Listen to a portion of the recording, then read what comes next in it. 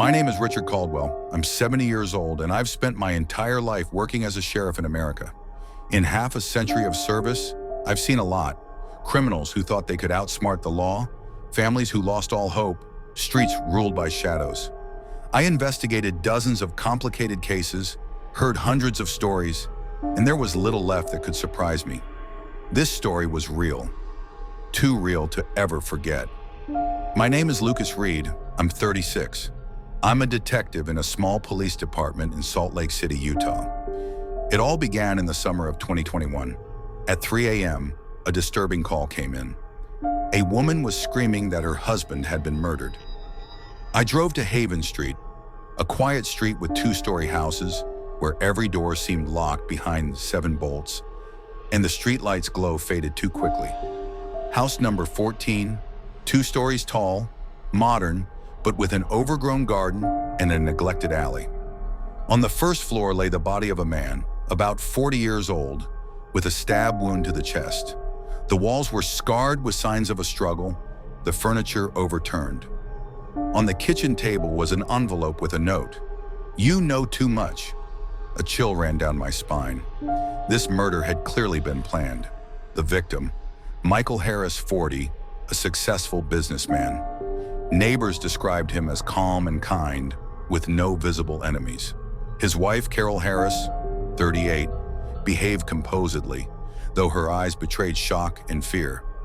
She claimed that no one had been in the house except her and her husband. But her story didn't match the note and the signs of struggle. I examined the room, small scratches on the walls, shoe prints on the floor. Someone had tried hard not to leave obvious traces. On Michael's laptop, I found threatening emails from an unknown sender. One file was titled "Secrets of Havenstreet." I started questioning the neighbors. Most remained silent, some looked frightened.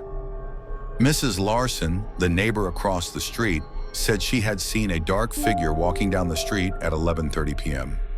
Mr. Gardner, who owned a small coffee shop on the corner, mentioned a black car parked near the house that drove off right after the screams. All the clues pointed to a prepared attack, not a random murder. The investigation revealed that Michael had recently been involved with Cyrus Davis, a local criminal. Fraud, illegal trade, witness intimidation. Cyrus had every reason to want to eliminate a threat to his business. I spent several nights staking him out. He showed up near bars and warehouses on the outskirts, changing his routes, always wary. Upstairs in Michael's house was a study. All the papers had been ransacked. On the shelves were electronic devices that, judging by the files, had been used for blackmail. I collected shoe prints, fingerprints, and footage from surveillance cameras. Day by day, the picture grew clearer. The murder was meant as intimidation, a cover-up for criminal dealings. A few days later, I found the black car returning to the crime scene at night. I set up surveillance and called in my colleagues. At a warehouse, the suspect moved cautiously, but soon I spotted him through a window. He was carrying in a bag full of documents. The barn was chaos. Boxes, old magazines, opened envelopes. On the walls hung photos of victims, surveillance diagrams. I heard a creak. The suspect had noticed me. He was tall, muscular, with a cold stare. "You shouldn't have come here," he said quietly but threateningly. I realized this man was experienced, calculating, planning murders and blackmail, carefully choosing his victims. With my colleagues, we set up an ambush. Cyrus tried to escape, but he was captured. On him were traces of blood, small cuts, all consistent with the fight inside the Harris house.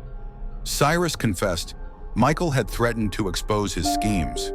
He had come to intimidate the victim, but the conflict escalated into a fight, and Cyrus delivered the fatal blow. His cold-blooded calm and calculated manner were terrifying.